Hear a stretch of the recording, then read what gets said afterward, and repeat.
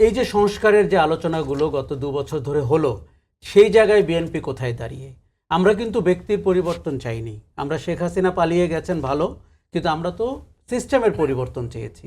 সেই জায়গাটিতে বিএনপি কতটা কমিটেড, বিএনপি কতটা ওই পথে হাঁটছে, এটির জন্য ইতিহাসে বিএনপিকে দায়বদ্ধ হতে হবে।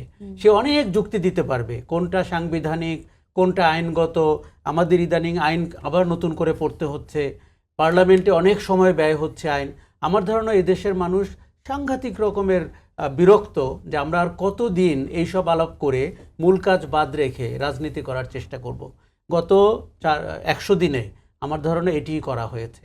আমরা কাজের কাজ তেমন করতে পারিনি। আমি কিন্তু নিশ্চিত জানি অর্থনীতির অবস্থা খুব খারাপ, এবং মানুষ প্রত্যেকে জানে দ্রব্যমূল্যের অবস্থা কী, মুদ্রাস্ফীতির অবস্থা কী।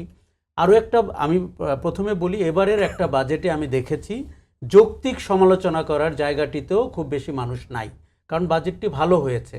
সরকার চেষ্টা করেছে একটি জনঘনিষ্ঠ কল্যাণমুখর বাজেট তৈরি করতে, কিন্তু আপনার চ্যালেঞ্জ হচ্ছে এটাকে আপনি ডেলিভার করবেন কি করে। জি, দেখুন, এটি রাজনৈতিক রেটোরিক্স করে কিন্তু আপনি আর পার পাবেন না। সেই বাংলাদেশ নাই, সেই সুযোগ নাই, সেই সুযোগ একেবারেই নাই।